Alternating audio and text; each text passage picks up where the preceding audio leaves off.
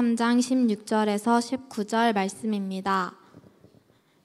다 함께 합독하시겠습니다. 또 여자에게 이르시되 내가 네게 임신하는 고통을 크게 더하리니 내가 수고하고 자식을 낳을 것이며 너는 남편을 원하고 남편은 너를 다스릴 것이니라 하시고 아담에게 이르시되 네가 네 아내의 말을 듣고 내가 네게 먹지 말라 한 나무의 열매를 먹었은즉 땅은 너로 말미암아 저주를 받고 너는 내 평생에 수고하여야 그 소산을 먹으리라. 땅이 내게 가시덤불과 엉겅퀴를 낼 것이라. 내가 먹을 것은 밭의 채소인즉 내가 흙으로 돌아갈 때까지 얼굴에 땀을 흘려야 먹을 것을 먹으리니 내가 그것에서 취함을 입었음이라. 너는 흙이니 흙으로 돌아갈 것이니라 하시니라. 아멘. 목사님 나오셔서 말씀 주시겠습니다.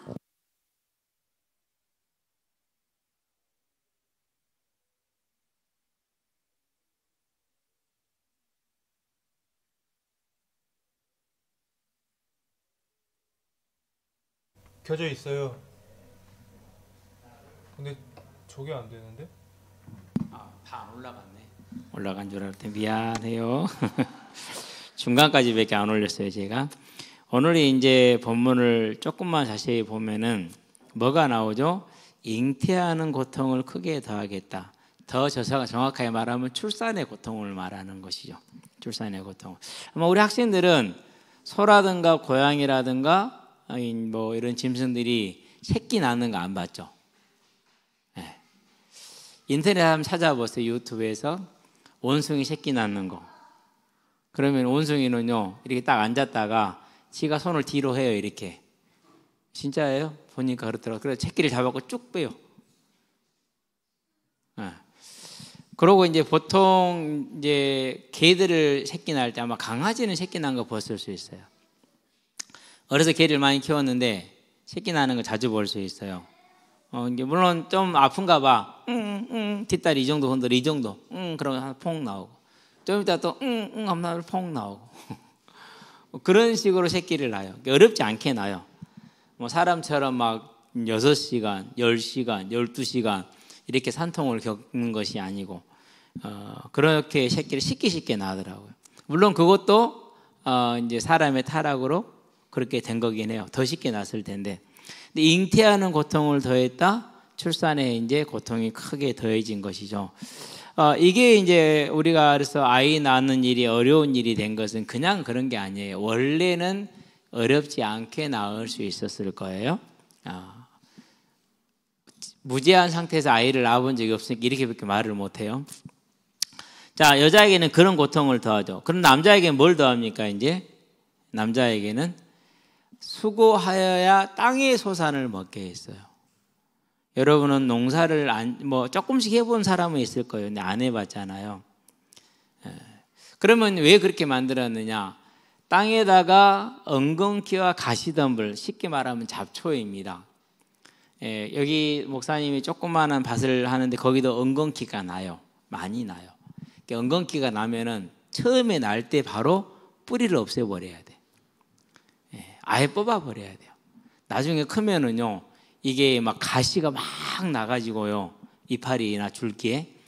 이게 어지간한 장갑 끼고는 힘들어요. 삽으로 이렇게 뻗어야 되니까. 그리고 가시덤불이죠. 정말 가시덤불은 어려운 것이 조금만 좀 막 긁혀요. 그리고 손에 박혀요. 많이 아파요. 근데 그거보다 더 많은 게 잡초가 많이 나요. 어느 정도 잡초가 나느냐?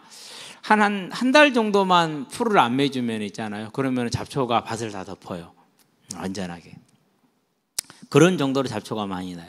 그래서 여러분들이 뭘 보면 되느냐? 분명히 그것은 하나님의 징계예요. 뭐에 대한 징계죠? 죄에 대한 징계예요. 그럼 죄는 뭐라고 그랬어요? 가장 중요한 건 불신앙, 다른 말로 표현하면 불경외예요.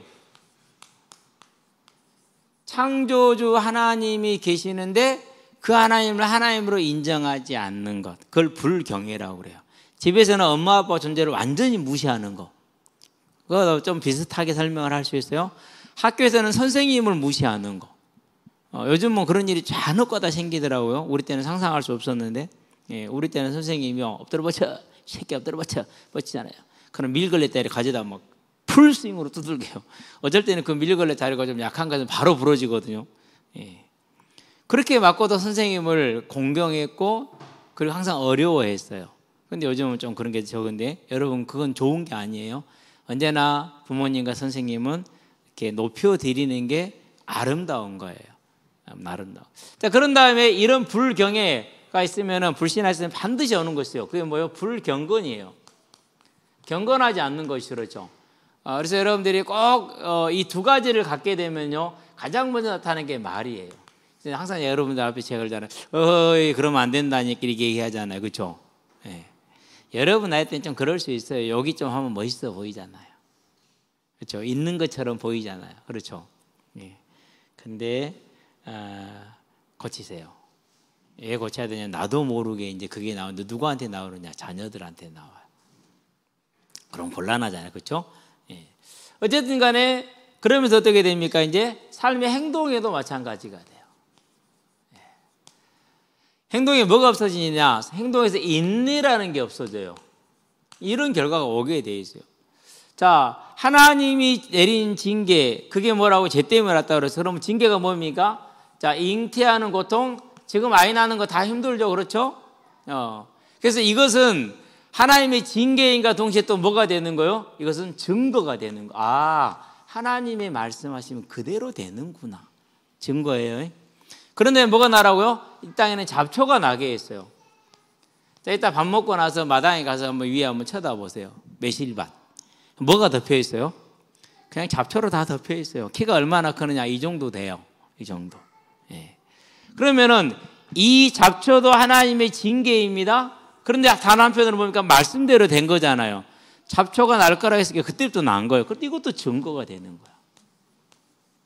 그래서요, 누구든지 간에 세종대왕도 이순신 장군도 심판의 날에, 지금 물론 지옥에 있지만 심판의 때에 변명을 할 수 있다 없다? 없다. 왜? 너희 마당에 잡초 안 나더냐? 낫지 않냐? 그럼 내가 그 잡초를 나게 한 거다. 그럼 너는 그걸 보고도 나를 몰랐으니까 너는 할 말이 없는 거야. 너는 불경건과 불경애와 불경건의 삶을 산 거야. 이렇게 되는 거예요. 그래서 사람이 아기 낳는 것이 힘든 것도 징계이지만 증거고, 우리가 논밭에 풀이 많이 난 것도 징계이지만 증거예요. 자, 그러면은 더 크고 완벽한 게 있어요. 그게 뭡니까? 자, 19절을 볼까요? 19절에 보니까 네가 흙으로 돌아갈 때까지 얼굴에 땀을 흘려 먹을 것을 먹으리니 네가 그것에서 흙에서 취함을 입었음이라. 너는 흙이니 흙으로 돌아갈 것이니라. 뭐죠? 죽음이에요. 예. 선악을 알게 한 나멜매를 먹지 말라. 만일 네가 그것을 먹는 날에는 반드시 죽으리라 했는데 먹었잖아요. 그래서 말씀대로 죽음이 왔어요. 이거 첫 번째 죽음이라고 그래요. 자, 이 죽음 다음에는 뭐가 있습니까? 끝입니까? 죽으면은? 이게 중요해요. 죽으면 끝이 아니에요.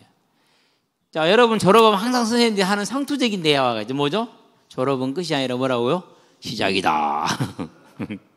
초등학생 졸업하면 중학교 시작입니다. 공부에 대한 압박감이 훨씬 심해지죠. 중학교 졸업하면 고등학교 갑니다. 공부에 대한 압박감이 더 심해집니다. 그러고 이제 뭐 취직을 하나 대학을 가겠죠. 그때 또 뭡니까? 이제 먹고 살아야 된다라는 어마어마한 압박감이 시작됩니다. 그렇게 인생을 살다가 다 살고 나서 죽었습니다. 정해진 것이죠. 그렇죠? 왜 죽으려고 했잖아요. 죽음은 정해져 있어요. 자, 그러면 이 죽음에 대한 질문을 한번 해봐야 돼요. 자, 죽음은 꼭 나쁜 것이다. 아니면 죽음은 좋은 것일 수도 있다. 예. 두 가지를 여러분이 한번 가능성을 열어놓고 생각을 해봐야 돼요. 나는 안 죽고 이 땅에서 영원히 살았으면 좋겠다 라는 그런 마음이 있죠, 우리한테는. 근데 실제로 보면은요, 그게 별로 좋은 것은 아닐 거예요. 왜 그러냐면은요, 계속 살고 있으면 뭘 봐야 됩니까? 똑같은 역사와 똑같은 고통이 반복되는 걸 영원히 보고 있어야 돼요. 영원히. 예. 사랑하는 가족이 죽고 계속 그게 반복이 돼. 영원히 살고 싶은 아니죠. 뭐요? 하나님의 징계이기도 해요. 그러면서 하나님의 뭐기도 하다? 은혜이기도 하다. 그러면은 이 은혜는 뭘 벗게 합니까? 인생의 짐을 벗게 하잖아요. 그렇죠? 이 은혜는 뭘 주는 것입니까? 죽음은 저와 여러분들에게 천국에 들어가게 하잖아요. 죽음은 바로 천국이에요. 무슨 말인지 알았죠? 바로 천국이에요. 죽음은 바로 지옥이에요. 마지막 심판날에 이제 육신의 몸을 입고 천국 가고 지옥 가는 차이일 뿐이에요. 영혼이 천국에 있고 영혼이 지옥에 있어요. 그러다가 부활의 때 육신을 입고 천국으로 가고 육신을 입고 지옥으로 가는 거예요. 그래서 음부라고 표현하고 지옥이라고 조금 표현을 달리 쓰는 이유가 거기에 있어요. 그러니까 천국에 들어가려면 뭐가 없으면 안 됩니까? 이게 없으면 못 들어가잖아요. 지금 저와 여러분들이. 물론 주님 오시면 이 산채로 바로 들어가겠지만은 변화돼서. 근데 주님 오시기 전에는 죽음이라는 과정을 반드시 통과해야 여기를 들어가. 우리가 이 땅을 살다가 죽으면은 뭘 내려놓게 됩니까? 인생의 모든 짐을 내려놓게 돼 있어요. 그래서 이걸 한마디로 표현을 딱 하게 되면 어떻게 됩니까? 하나님은 징계 중에도 뭘 놓지 않으셨어요?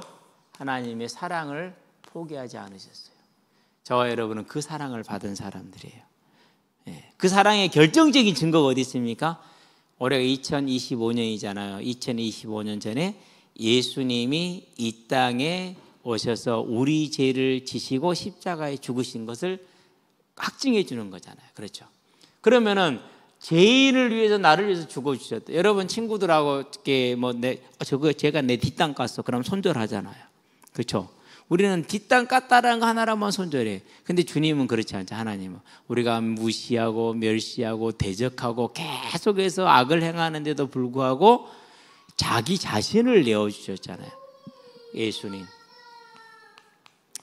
그래서 하나님은요, 당신의 형상으로 지으신 사람을 죄로 인해서 징계 중에도 뭘 포기하지 않으셨다고요? 사랑을 놓지 않으셨다. 그래서 저와 여러분들의 모든 사람에게는 죽음이 딱 정해져 있어요. 그래서 히브리서 9장 27절에 한 번 죽는 것은 정해진 것이요, 창세기 3장 19절에 죽음이 흑인이 흑으로 돌아가는 그 죽음을 말하는 거예요. 그 후에는 심판이 있으리니 심판을 받은 다음에 성도는 천국으로 가고 불신자는 지옥으로 가고. 그러면 저와 여러분은 예수를 믿어야 될 이유가 있어요, 없어요? 있지요. 예수를 믿으면 죽으면 뭐가 되는 거예요? 천국을 들어가는 시작이에요. 죽으면 뭐예요? 저와 여러분이 안고 있는 죄성, 성령이 우리를 붙들고 있어도 없어지지 않는 그 죄성이 사라지는 시간이에요. 죽으면 뭐예요? 하나님이 나를 위해서 예비하신 영원한 천국에 들어가는 시간이에요. 죽으면 뭐예요? 완전한 은혜가 우리에게 오는 그런 시간표예요. 그래서 하나님은 징계 중 큰 사랑을 주셨다는 걸 여러분 알고 그 하나님을 더욱더 섬기는 예배자의 삶을 살기를 주의 이름으로 축원드립니다. 기도합시다. 살아계신 아버지 하나님, 우리는 나에게 화가 나거나 손해가 되면은 사랑할 수 없고 오히려 미워하고 증오합니다. 그러나 하나님은 사랑이 많으시고 인자가 많으셔서 언제나 하나님을 향해서 우리가 배신하며 불신앙하며 하나님을 대적함에도 하나님 우리를 사랑을 포기하지 않으시고 죄 가운데 우리를 징계하셨으나 그 징계에서 죽음을 통해 우리에게 완전한 생명을 허락하시고 영원한 평안을 허락하시며 천국에 들어갈 수 있게 하신 것을 감사를 드립니다. 우리 학생들이 이 사실을 깨닫고 그 하나님을 온전히 섬기는 믿음의 은혜가 충만하게 하시기를 예수님의 이름으로 기도합니다. 아멘.